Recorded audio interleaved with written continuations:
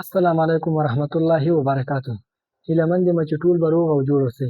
په تېر درس کې موږ د حساب لومړی درس شروع کړی و چې په هغې کې موږ حساب څخه یادونه وکړه چې د حساب د ریاضیاتو هغه څانګه وه کوم چې له اعدادو سره سر و کار و. په اعدادو باندې مختلفې عملې اجرا کولې چې په نتیجه کې بېرته موږ ته ځواب یو عدد لاسته راته. همدارنګه له عدد څخه مو بحث وکړو. عدد هغه سمبولونه او نښې وې کوم چې له ارقامو څخه تشکیلېدل او موږ ته د شیانو کمیتونو شمېر او مقدار راښوده. او له رقمونو څخه مو یادونه وکړه چې په مختلفو سمبولونو باندې لیکل کېدل او مختلف هغه نښې او سمبولونه ول کوم چې عدد ترې تشکیلیږي او په ختیځ سمبولو کې په دې شکل لیکل کېدل 2 1 3 0 همداسې تر ترتیب به ولیکو 0 1 2 3 تر 9 پورې. دا رقمونه ول چې له 0 نه تر 9 پورې 10 دانې کېدل. په لویدیځ سمبولونو کې یا په انګلیسي سمبولونو کې یا په انګلیسي شکل کې په دې شکل لیکل کېدل او په عربي یا فارسي یا ختیځو شکل کې چې لیکل کېده هغه د 0 په داسې یو نقطې باندې ښودل کېده 1 2 تر 9 پورې. همدارنګه رومي رقمونو څخه مو یادونه وکړه. رومي رقمونه هغه رقمونه کوم چې یو یې په دې شکل لیکل کېده، یو یې په دې شکل لیکل کېده، د یا په شکل، 15 د وي په شکل لیکل کېده، 10 د ایکس په شکل لیکل کېده او ال د 50 لپاره استفاده کېده او سی د 100 لپاره استفاده کېده او ډي د 500 لپاره استفاده کېده او ام د 0 لپاره استفاده کېده. له همدې څخه موږ څه ترتیبول؟ عددونه ترتیبول. یا له دې څخه مو څه جوړول؟ عددونه جوړول. عددونه به مو رقمونه به مو څنګ تر څنګ کېښودل نو څه به لاسته راته؟ عددونه به لاسته راته. دې ته څه ویل کېږي؟ ارقام. له 0 نه تر 9 پورې څو دانې دي؟ 10 دانې. یا په رومي سیستم کې دا 7 دانې چې مو ولیکل. عدد لیکل او لوستل مو زده کړ چې عدد له ښي خوا نه درې جدا کوو د لوستلو دپاره او هرې طبقې ته بیا نوم ورکوو چې د یویز طبقه ده، د زریز طبقه ده، د میلیون طبقه ده، د میلیارد طبقه ده، د بیلیون طبقه ده، د تریلیون طبقه ده، د کوادریلیون طبقه ده او د کوینټیلیون طبقه ده. له غټې طبقې نه به مو چپ طرف نه شروع کوله چې هره طبقه به غټه راغلې وه او اول به وه، هغه به مو بیا لوستله، په ترتیب سره به پرې راتلو. عدد لیکل به مو هم له غټې طبقې نه شروع کول او هغه طبقو کې چې به کوم عدد نه و ذکر شوی یا د طبقې نوم به نه و ذکر شوی نو د هغې لپاره به مو 3 صفره لیکل، د طبقې د پوره کولو په خاطر. هره طبقه کې باید 3 مرتبې پوره اوسي. او همدارنګه په نن درس کې راځو د عددونو سیټونو باندې بحث کوو. د عددونو په سیټونو باندې دا هم ډېر مهم درس ده چې په راتلونکو لوړو صنفونو کې ډېر په کار راځي. د عددونو سیټونه اول چیرې د طبیعي عددونو سیټ ده. طبیعي عددونه په چی سره ښودل کېږي؟ په ان سره ښودل کېږي یا په آی ان سره ښودل کېږي. په ان سره یا په آی ان سره. ان سره په دې خاطر چې نیچرل نمبر څخه اخیستل شوي طبیعي عددونه، نیچرل یا طبیعي. له یو نه شروع کېږي دا طبیعي عددونه، یو نه شروع کېږي، همداسې د یو په اندازه څنګه کېږي؟ اضافه کېږي. 4 پسې څو دي؟ 5 پسې څو دي؟ 6 یو دانه مې اضافه کړم. داسې تر اخره پورې که یو اضافه کومه نو کوم عدد چې ماته لاسته راځي هغه څه ده؟ طبیعي ده، خو له یو نه باید شروع شوی وي. همداسې تر اخره پورې باید پوره اوسي. طبیعي عددونه څه دي؟ پوره دي، اشاریه دار نه دي، داسې نه دي لکه 3.15 ګوره پوره نه دي، یا 4.15 پوره نه ده. طبیعي عددونه حتمي باید څه شی اوسي؟ پوره اوسي.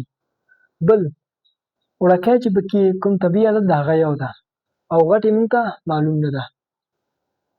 بعضې کتابونه صفر هم په طبیعي عددونو کې شاملوي او بعضې نه شاملوي، خو هېڅ وخت موږ داسې نشو کولی چې جذري 15 موږ چې حساب کوو؟ طبیعي عدد حساب کوو. یعنې هغه عددونه چې دا جذري عددونه چې دي دا چې جذر نه خلاصو بېرته موږ ته څه راځي؟ یو اشاریه دار عدد لاسته راځي چې اشاریه دار عددونه هم په څه کې شامل نه دي؟ په طبیعي عددونو کې شامل دي. او کسري عددونه 4/15 هر کسري عدد چې اوسي چې د ساده کولو نه وروسته یې موږ ته یو کسر لاسته راسي، یعنې که چېرته ما ساده کړم فرض مثال 14/4 دا یو کسري عدد په شکل لیکل شوی، که دې ساده کړم یو په شپږو کې څلورو کې څلور څلور څلوره شپاړس. دا بیا څه ده؟ یو طبیعي عدد څو اصلا لیکل شوی د چی په شکل ده؟ د کسر په شکل، خو چې ساده مې کې چی ده؟ طبیعي عدد ده. هغه عددونه مطلب ده چې موږ ساده کو بیا د چی په شکل بدل نسی؟ د طبیعي عدد په شکل بدل نسی. نو طبیعي عددونه هغه عددونه دي کوم چې له یو څخه شروع کیږي او د یو په اندازه څنګه کیږي؟ اضافه کیږي. او وړوکی طبیعي عدد یو ده او اخر غټ ترین طبیعي عدد موږ ته معلوم نه ده.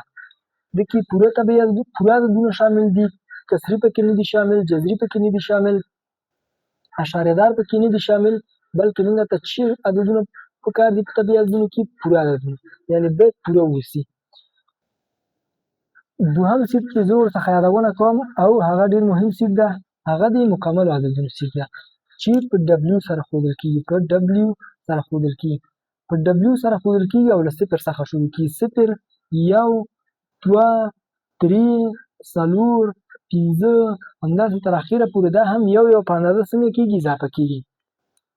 ما مخکې یادونه وکړه چې صفر بعضې کتابونه په طبیعي عددونو کې شاملوي او بعضې نه شاملوي. د مکتب کتاب ریاضي هم څنګه ده؟ په طبیعي عددونو کې نه شاملوي. له صفر نه چې شروع کېږي یو، دوه، درې، څلور، پنځه، شپږ، اووه، اته، همداسې تر اخره پورې یو په اندازه څنګه کېږي؟ اضافه کېږي. نو دته موږ څه ویلی سو؟ مکمل عددونه. مکمل عددونه هغه عددونه دي کوم چې له صفر څخه شروع کېږي. په دې کې اشاریه دار عددونه نه دي شامل، یعنې داسې یو عدد نه شامل چې موږ ولیکو 9.5 دوه یا 4.5 یا 1/2 یا جذر 3 یا جذر 9.1، یعنې داسې عددونه موږ ته په دې کې هم نشو پیدا کولی. داسې عددونه موږ په مکمل عددونو کې نشو پیدا کولی چې هغه پوره نه اوسي. دې کې شرط دا ده چې باید پوره اوسي. که پوره نه اوسي هغه طبیعي عدد نه ده او مکمل عدد هم نه ده. طبیعي عددونه ټول په چې کې شامل دي. دې جناح وګورئ ټول څه دي؟ طبیعي عددونه. ټول طبیعي عددونه په چې کې شامل دي؟ په مکمل عددونو کې. یوازې یو صفر مکمل عددونو سیټ کې یوازې یو صفر له طبیعي عددونو څخه څنګه ده؟ زیات ده. یعنې طبیعي عددونو او مکمل عددونو شمېر تقریبا سره برابر ده، خو صرف یو صفر څنګه ده؟ اضافه ده په مکمل عددونو کې. بل مهم سیټ چې ده هغه دلته داسې یو لیکنه کولی شو چې ولیکو مکمل عددونه نه طبیعي عددونه فرعي د څه دي؟ د ډبلیو. یعنې مکمل طبیعي عددونه ټول په څه کې شامل دي؟ په مکمل عددونو کې شامل دي. طبیعي عددونه فرعي د څه دي؟ د مکملو. یعنې طبیعي عددونه ټول په مکملو عددونو کې څنګه دي؟ شامل دي.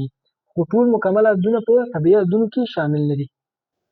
بل مهم سیټ چې ده هغه د تام عددونو سیټ ده. تام عددونه په ای سره یا په زیډ سره څنګه کېږي؟ ښودل کېږي. دا له څو نه شروع کېږي؟ صفر، یو، دوه، درې، همداسې مثبت پورې. صفر، مثبت یو، مثبت دوه، مثبت یو، مثبت دوه، مثبت درې تر اخره، منفي یو، منفي دوه، همداسې تر اخره پورې. یعنې په دې کې کوم عددونه شامل دي؟ په دې کې مثبت پوره عددونه او منفي پوره عددونه او صفر شامل دي. دغه نحوه که موږ وګورو ټول څه دي؟ مکمل عددونه دي. ټول مکمل عددونه دي. نو ان فرعي د څه شو؟ د ډبلیو فرعي د څه ده؟ د زیډ. هدف دا ده چې د ډبلیو کوم عددونه یا د مکمل کوم عددونه دي هغه ټول په څه کې شامل دي؟ په زیډ کې شامل دي. یعنې هر طبیعي عدد ته څه ویلی سو؟ مکمل عدد ویلی سو. او همدارنګه هر مکمل عدد ته څه ویلی سو؟ تام عدد ویلی سو. په دې کې همداسې عدد موږ نشو پیدا کولی چې هغه پوره نه اوسي. دې کې باید هم پوره اوسي. هغه که مثبت پوره عدد اوسي که منفي پوره عدد اوسي، خو باید پوره اوسي. فرض مثال منفي 30 دا نه طبیعي ده او نه مکمل، خو تام ده ځکه چې منفي ده او پوره ده. منفي عددونه هغه عددونه تام عددونه هغه عددونه دي کوم چې پوره اوسي او یا مثبت اوسي یا منفي اوسي. جذري دې کې هم نشو پیدا کولی، کسري هم نشو پیدا کولی او اشاریه دار پکې هم نشو پیدا کولی په تام عددونو کې. دې کې هم شرط دا ده چې ټول باید چې اوسي پوره اوسي، هغه که مکمل اوسي، هغه که مثبت اوسي یا منفي اوسي، خو باید چې اوسي پوره اوسي. نو په دې درې واړو سیټو کې چې غټترین سیټ دی هغه د چې شي څو دی زیډ، چې ټول مکمل عددونه په چې کې شامل شول زیډ کې، او منفي طبیعي عددونه پرې اضافه شول په تام عددونو کې. یو بل مهم سیټ چې دا هغه دی ناطقو یا کسري یا ګویا عددونو سیټ ده. یا ناطق عددونه دي یا کسري عددونه دي یا ګویا عددونه ورته ویلی شي. دا په چې سره ښودل کېږي، په کیو سره ښودل کېږي. دا هغه عددونه دي کوم چې د کسر په شکل یا د ای پر بي شکل څنګه کېږي لیکل کېږي. هغه عددونه دي کوم چې د ای پر بي شکل سره څنګه کېږي لیکل کېږي. هر عدد چې د ای پر بي شکل ولیکلی شو هغه ته څه ویل کېږي؟ هغه ته ناطق یا کسري یا ګویا عددونه ویل کېږي. که فرض مثال ماته څوک ولیکي 3.5 دا ناطق ده، بالکل دا موږ کولی شو چې د ای پر بي شکل ولیکلی شو. 4.0 دا څه ده؟ ناطق عدد ده، ځکه موږ د ای پر بي شکل لیکلی شو. یا 4.25 2.50 همداسې تر اخره پورې دا 2.50 تکرار رواني، دا هم موږ د ای پر بي شکل څنګه کولی شو لیکلی شو. یا داسې تعریفولی شو ناطق عددونه هغه عددونه دي کوم چې یا د کسر په شکل لیکل کېږي یا د اشاریه دار په شکل. که چېرته موږ که د کسر په شکل لیکل شوی هغه حتمي څه ده؟ ناطق یا کسري یا ګویا عدد ده. که چېرته د اشاریه دار په شکل لیکل شوی و نو باید له اشاریه نه وروسته ارقام یې څه شوي اوسي؟ ختم شوي اوسي. اشاریه نه وروسته ارقام یې څه اوسي؟ ختم اوسي. فرض مثال اشاریه نه وروسته ارقام د دې عدد څو ده؟ 15 ختم ده. یا که فرض مثال 2 ورسره یوځای کړم، 15 ورسره یوځای کړم، 6 ورسره یوځای کړم، 8 ورسره یوځای کړم، ختم ده. ارقام یې څه دي؟ 6 دانې ارقام دي له اشاریه نه وروسته ختم شوي دي. نو دا اوس خپله څه ده؟ موږ د ای پر بي شکل لیکلی شو. دا اوس ناطق عدد ده. خو که چېرته همدارنګه که چېرته اشاریه نه وروسته ارقام یې ختم شوي نه اوسي، همداسې تکرار نه راغلي وي، لکه 2.50 همداسې دا 2.50 تر اخره پورې ادامه ولري، ختمیږي نه، نو دا هم څه ده؟ ناطق عدد ده. ته متولي ناطق عددونه ویل کېږي. متولي ناطق عددونه دا هم موږ کولی شو د ای پر بي شکل ولیکلی شو. نو ناطق عددونه هغه عددونه دي کوم چې د ای پر بي شکل لیکل کېږي یا د کسر په شکل لیکل کېږي. که چېرته د اشاریه په شکل لیکل شوي نو اشاریه نه وروسته ارقام باید څه اوسي؟ ختم شوي اوسي. او که چېرته ختم شوي نه اوسي نو باید متولي اوسي. او که متولي نه اوسي او همداسې روان اوسي، نه متولي اوسي او نه ختم شوي اوسي، نو هغه ته بیا موږ څه ویلی شو؟ غیر ناطق عددونه. نو دلته مهمه موضوع څه ده؟ چې موږ هر زیډ تن د هر تام عدد ته، یعنی ان شامل ده په ډبلیو کې، ډبلیو شامل ده په چې کې، په زیډ کې زیډ شامل دي په چې کې، په کیو کې. هدف اوس څه ده؟ ټول زیډ چې دي په چې کې شامل دي په کیو کې، یعنی هر تام عدد څه ده؟ خپله ناطق عدد ده. هر تام عدد ناطق عدد ده. ناطق عددونه مثبت هم کېدلی شي، منفي هم کېدلی شي. دا خبره هم په ذهن کې ولرئ. کسري عددونه منفي کېدلی هم شي، مثبت کېدلی هم شي. زیډ عددونه چې دي ټول په چې کې شامل دي؟ په ناطق عددونو کې شامل دي. فرض مثال دویم 15 دا یو څه ده؟ زیډ تام عدد ده. تام عدد ده، زه ورته یو مخرج ورکولی شم که نه؟ د کسر په شکل مې ولیکل، چې کسر په شکل ولیکل شو خپله دا څه ده؟ ناطق عدد ده. نو او صفر فرض مثال مخرج ورته څو ورکولی شم؟ یو. صفر تقسیم یو بیرته بیا صفر کېږي. نو ما د کسر په شکل ولیکلی شو چې بیا صفر خپله څه ده؟ یو تام عدد ده یا مکمل عدد ده. نو ټول عددونه چې موږ دغه ځای پورې یادونه وکړه هغه ټول څه ول؟ ناطق عددونه دي. یعنې موږ د ای پر بي شکل څنګه کو؟ لیکلی شو. دا خبره ډېره مهمه ده چې طبیعي عددونه شامل دي ټول په چې کې، په مکملو کې. مکمل ټول شامل دي په چې کې، په تامو کې. تام ټول شامل دي په چې کې، په کیو یا په ناطقو عددونو کې، یا په کسري عددونو کې، یا په ګویا عددونو کې. ګویا عددونه موږ بیا یو ځل تعریفوو. هغه عددونه دي کوم چې د کسر په شکل ولیکلی شي یا د ای پر بي شکل یې ولیکلی شو. که چېرته د ای پر بي شکل نه وي لیکل شوي، د اشاریه دار کسر په شکل لیکل شوي وي، نو اشاریه نه وروسته ارقام باید څه شوي وي؟ ختم شوي وي. فرض مثال 3.25 3 همداسې تر اخره پورې نه 25 تر اخره پورې همداسې څه اوسي تکرارا راغلي اوسي. دا متولي ده چې دا هم موږ د پر بي شکل څنګه کوو لیکلی شو. بل مهم څه چې ده هغه دی غیر ناطقو عددونو سیټ ده. د غیر ناطقو عددونو سیټ په کیو زبر سره ښودل کېږي. کیو زبر سره ښودل کېږي. دا عددونه موږ نشو کولی چې د ای پر بي شکل څنګه کوو ولیکو. غیر ناطق عددونه هغه عددونه دي کوم چې دلته جذري عددونه هم ویل کېږي یا ګونګ عددونه هم ورته ویلی شو. ګونګ عددونه یا جذري عددونه یا غیر ناطق عددونه. دا موږ نشو کولی چې د ای پر بي شکل څنګه کوو ولیکو. فرض مثال که اشاره دار په شکل لیکل شوي 3.15 2 1 همداسې د اخره پورې نه متولي راځي او نه ختمیږي. یا په لنډ ډول داسې غیر ناطق عددونه هغه عددونو ته ویلی شو کوم چې اشاره دار په شکل راغلي اوسي، اشارې نه وروسته ارقام یې نه ختم شوي اوسي او نه تکرارا راغلي اوسي، یعنې متولي نه وي راغلي. لکه داسې نه وي راغلی 3.221 بیا 521 بیا 521. که داسې راغلی دا څه ده موږ د ای پر بي شکل لیکلی دلته بیا ناطق ویلی شو.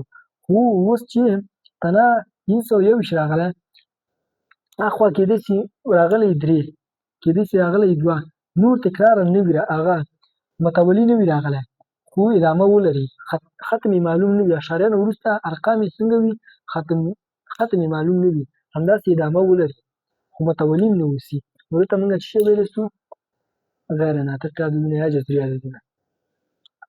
په کیو زبر سره ښودل کېږي. هېڅ کیو زبر په کیو کې شامل نه ده، یعنې دا او د دې تقاطع څه شی ده صفر ده. د دې یو عدد هم په دې کې شامل نه ده او د دې یو عدد هم په دې کې شامل نه ده. یو ځل بیا د غیر ناطق عددونه تعریف کړو. غیر ناطق عددونه هغه عددونه دي کوم چې اشاریه نه وروسته ارقام یې بیخي ختمیږي نه او متولي ډول باندې هم نه راځي.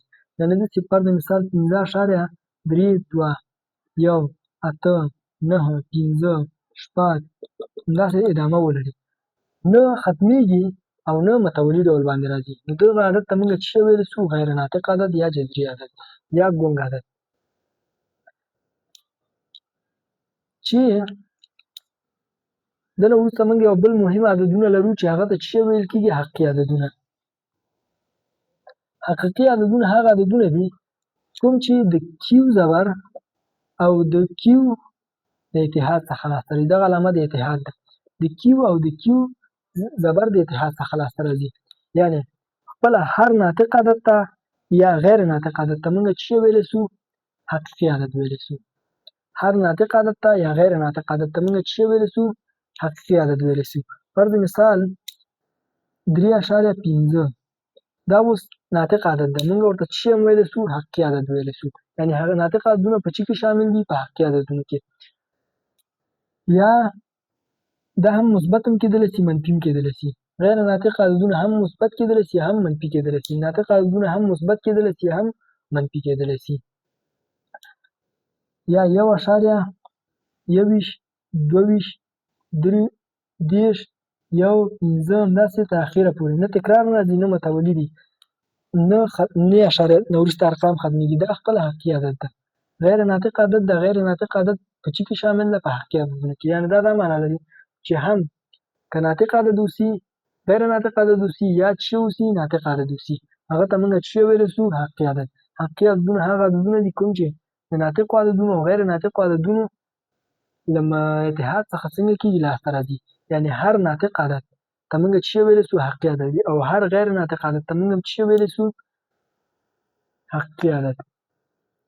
او بله مهمه خبره دا چې کیو زبر او د کیو تقاطع دا به څه اوسي صفر اوسي، خالي سیټ به اوسي. یعنې د دوی ترمنځ هېڅ مشترک عدد نشته. او دا مهمه موضوع خبره ده چې دا باید په نظر کې ونیسئ. طبیعي عددونه په څه کې شامل دي؟ په مکملو کې مکمل په څه کې شامل دي، په تامو کې تام په څه کې شامل دي، په ناطقو کې او ناطق بیا په څه کې شامل نه دي، په غیر ناطقو کې شامل نه دي. ناطق عددونه هغه عددونه ول کوم چې د ی پر بي شکل باندې څنګه کېده لیکل کېده. موهومي عددونه هغه عددونه دي چې ورسره آی وي. دا چې عد شی ده او مختلط عددونه د حقیقي او غیر او د موهومي عددونو له تشکیل څخه څنګه کېږي لاسته راځي. په دې باندې په راتلونکي کې په تفصیل سره غږېږو. نو په لنډو کې به یو یادونه وکړو چې دغه عددونه باید حفظ شي. طبیعي عددونه، مکمل عددونه، تام عددونه، ناطق عددونه، غیر ناطق، حقیقي عددونه. حقیقي عددونو باندې یو ځل بیا راچو چې د ناطقو او غیر ناطقو عددونو اتحاد او مجموعې ته ویل کېږي. دا و د نن ورځې درس.